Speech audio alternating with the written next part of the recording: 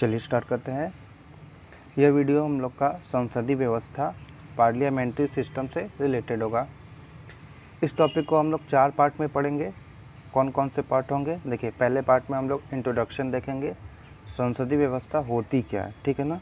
दूसरे पार्ट में संसदीय सरकार की विशेषताएं कौन कौन सी होती है, यानी संसदीय प्रणाली में जो सरकार काम करती है उसकी क्या क्या खासियत होती है। तीसरे पार्ट में हम लोग पढ़ेंगे संसदीय व्यवस्था के कुछ गुण और कुछ दोष होते हैं। और लास्ट पार्ट में हम लोग पढ़ेंगे संसदीय व्यवस्था और राष्ट्रपति व्यवस्था की तुलना, यानी जो विश्व में कई सारे देश है उसमें मैक्सिमम 2 ही तरह की व्यवस्था भी है, संसदीय व्यवस्था और राष्ट्रपति व्यवस्था।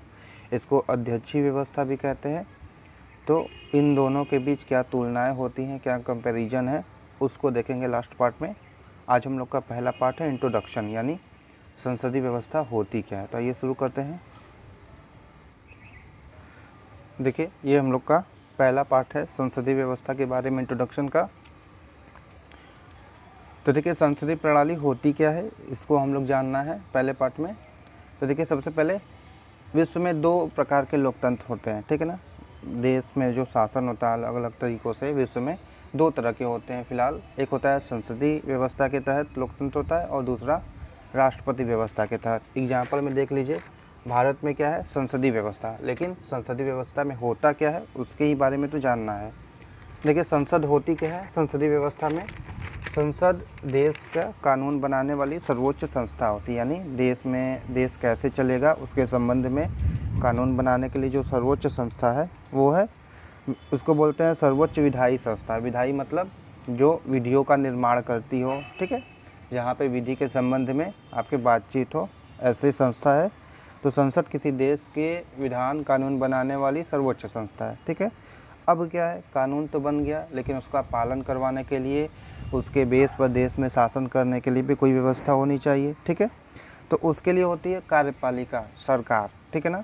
तो उस कानून का पालन करवाने वाली जो संस्था होती है, यानी कानून को लागू करवाने वाली, देश का प्रशासन चलाने वाली जो संस्था होती है, वो एक देश में क्या, भारत में क्या है, वो सरकार संसद का ही एक भाग है, ठीक है। लेकिन ज़रूरी नहीं कि वो संसद का भाग ही हो। तो ऐसे निकाय जो कानून को लागू करवाने वाली हो, देश का प्रशासन चलाने वाली हो, उसको कार्यपालिका और सरकार कह सकते हैं। एग्जाम्पल में देखिए, भारत में जो संसद है अपने में से कुछ भाग, यानी संसद के जो सदस्य हैं उसमें से कुछ व्यक्तियों के समूह को, जिसको कार्यपालिका, मंत्रिपरिषद या सरकार भी कहते हैं, इनको शासन की शक्ति प्रदान करती है। संसद तो कानून बनाती है लेकिन कानून को लागू करवाती है, प्रशासन चलवाती है सरकार से, और उसे स्वयं यानी संसद के प्रति उत्तरदायित्व या जवाबदेह भी बनाती है। एग्जाम्पल के लिए देखिए, जो मंत्री हैं ये सदन में विपक्ष या संसद में पूछे गए सवालों का जवाब देते हैं, तो इस तरह से वे उनकी जवाबदेही भी बनाते हैं।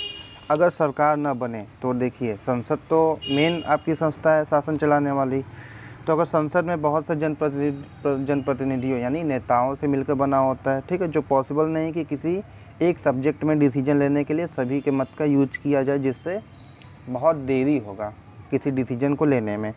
तो इस आपके प्रॉब्लम से बचने के लिए संसद ने क्या की, अपने में से मंत्रिपरिषद का गठन कर दिया, जिसको बोलते हैं सरकार, और उनको कानून, नियम, शासन प्रशासन चलाने की शक्ति दे दी। शक्ति के साथ उनकी जवाबदेही भी तय की संसद के प्रति, यानी स्वयं के प्रति, कि आप जो शक्ति का प्रयोग कर रहे हैं उसके संबंध में जवाब भी दीजिए कि किस तरह से उस शक्ति को इम्प्लांट किए हैं, ठीक है। तो ये हो गया आपकी संसदीय प्रणाली, जिसमें जो वास्तविक निकाय होती है अपने में से ही कुछ भाग को अलग करके उसे प्रशासन चलाने की शक्ति दे देती है, कानून को लागू करवाने की, और ख़ुद के प्रति जवाबदेह बना देती है। तो देखिए, यहाँ पे कुछ दिया है। संसदीय व्यवस्था है जिसमें कार्यपालिका यानी सरकार, जो संविधान में सरकार को क्या बोला गया है, मंत्रिपरिषद, और इसको कार्यपालिका भी कहते हैं। तो ये हो गया सरकार अपनी नीतियों एवं कार्यों के प्रति विधायिका, संसद के प्रति उत्तरदायित्व होता है। जैसे भारत और ब्रिटेन में जो संविधान में बोला गया है, संसद को विधायिका बोला गया, यानी विधान को बनाने वाली संस्था या निकाय। जबकि राष्ट्रपति व्यवस्था में क्या होता है, इसमें जो कार्यपालिका है यानी सरकार है, अपनी नीतियों कार्यों के प्रति विधायिका के प्रति उत्तरदायी या जिम्मेदार नहीं होता। किस तरह नहीं होता, जितने समय के लिए सरकार चुने जाते हैं, भारत में क्या होता है, उस बीच में भी वो संसद का जवाब देती है, ठीक है। वो प्रश्न पूछे जाते हैं, जवाब देते हैं मंत्री, प्रधानमंत्री, लेकिन जो राष्ट्रपति व्यवस्था होता है, अध्यक्षीय व्यवस्था होता है जहाँ जिस देश में, वहाँ पे जो सरकार है वो वहाँ के संसद के प्रति जिम्मेदार नहीं होती कि बीच में उन्होंने कोई सवाल पूछ लिया तो आपको जवाब देना ही पड़ेगा कि किस तरह से आप शासन कर रहे हैं। एग्जाम्पल में यूएसए में होता है, वहाँ पे 5 साल के लिए जो आपका 4 साल 5 साल के लिए सरकार बनती है जिसमें उसका प्रमुख होता है राष्ट्रपति, ठीक है ना। तो उससे कोई उसकी नीतियों के प्रति वो अपने कैबिनेट के तहत जो फैसला देश के प्रति लेता है उसके संबंध में उसको जवाब देना नहीं होता है। वहाँ के संसद जो कांग्रेस है, यूएस कांग्रेस, उसको जवाबदेह नहीं होता है। तो वहाँ पे जवाबदेही की प्रक्रिया नहीं है, यानी राष्ट्रपति शासन व्यवस्था में आपका जो सरकार है विधायिका के प्रति जवाबदेह नहीं होती है अब अपने शासनकाल के संबंध में, ठीक है।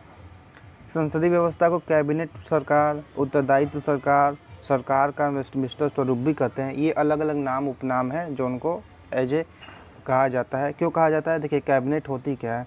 देखिए, वास्तविक सरकार तो मंत्रिपरिषद है जो संवैधानिक रूप से बताया गया है, लेकिन मंत्रिपरिषद भी बहुत से लोगों का समूह होता है, लगभग 80-85 लोगों का, ठीक है। अब इसमें से इतने लोग तो को सभी इक्वली पावर डिस्ट्रीब्यूट नहीं किया गया है। तो इसमें जो कैबिनेट होता है, मंत्रिमंडल, ये क्या होते हैं? मंत्रियों के समूह होते हैं। जो मंत्रालय होते हैं उनके मंत्रियों के समूह होते हैं। मंत्रिपरिषद में 3 तरह के मंत्री होते हैं, कैबिनेट मंत्री, राज्य मंत्री, उप मंत्री। तो सबसे पावरफुल मंत्री होते हैं वो होते हैं कैबिनेट मंत्री। इनका समूह ही कैबिनेट कहलाता है और इनके डिसीजन से ही भारत सरकार फैसला लेती है। तो इसीलिए कहते हैं कि जो कैबिनेट है सबसे पावरफुल है सरकार में और यही मेन सरकार है, ठीक है। इन्हीं के फैसलों से सरकार का सारा डिसीजन होता है। लेकिन संवैधानिक रूप से जो सरकार कही जाएगी वो होगी मंत्रिपरिषद, जिसमें कैबिनेट मंत्री, राज्य मंत्री और उप मंत्री आएंगे। इसको हम लोग डिटेल में देखेंगे मंत्रिपरिषद वाले चैप्टर में जो आर्टिकल 74 और 75 से संबंधित है। उत्तरदायी सरकार इसलिए कहते हैं कि यहाँ पे देखिए आपके कोई भी जैसे जवाबदेही तय की जाती है संसद में सरकार की। एग्जाम्पल के लिए आपने देखा होगा जो संसद का प्रसारण होता है उसमें विपक्ष सवाल पूछता है, यानी संसद के बाकी सदस्य जो पक्ष के भी हो लेकिन जो सरकार या मंत्रिपरिषद में शामिल न हो वो संसद के तहत सरकार से सवाल करते हैं।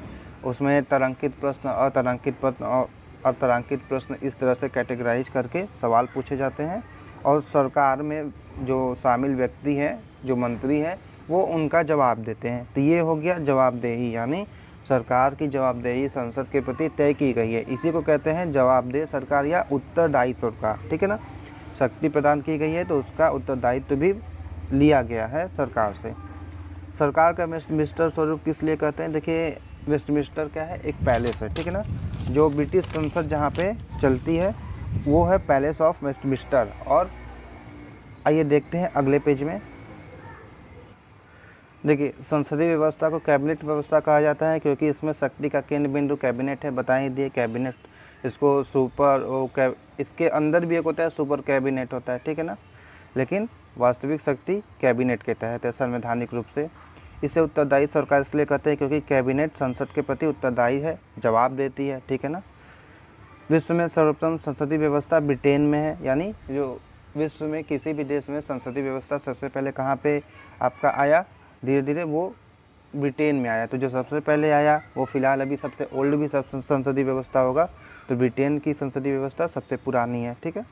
भारत में संसदीय व्यवस्था ब्रिटेन से लिया गया है, यानी जो संसदीय व्यवस्था की गुण है भारतीय संविधान में या भारतीय शासन में वो ब्रिटेन से लिया गया है। हम लोग जानते हैं संविधान में जब बन रहा था, संविधान आपको कहते हैं कि उधार का संविधान है, यानी अलग अलग देशों के संविधान के प्रॉपर्टी को इसमें कैच कर लिया गया है। तो इस तरह से ब्रिटेन से भी लिया गया संसदीय व्यवस्था। और नागरिकता लिया गया है। विधि के समक्ष समता जो आर्टिकल 14 का पार्ट ए है उसको भी इससे लिया गया है। अब हम लोग देखते हैं, हम लोग का था कि यह इसे सरकार का वेस्टमिंस्टर मॉडल भी कहते हैं। क्यों कहते हैं? देखिए, ये बिल्डिंग आप लोगों ने कभी कभी मूवी में, न्यूज़पेपर में कहीं पे भी देखी होगी, ठीक है ना। ये है क्या? ये है पैलेस ऑफ वेस्टमिंस्टर लंदन में, ठीक है। ये ब्रिटिश संसद का सभा स्थल है। जैसे भारत में संसद भवन है वैसे वहाँ पे ये वहाँ का संसद है, ठीक है। और यहीं पे आपका संसदीय प्रणाली एक तरह से प्रादुर्भाव हुआ था, वहाँ से उत्पन्न हुआ। तो इसी पैलेस के नेम पे कहते हैं कि ये जो संसदीय प्रणाली है ये वेस्टमिंस्टर मॉडल है, ठीक है ना।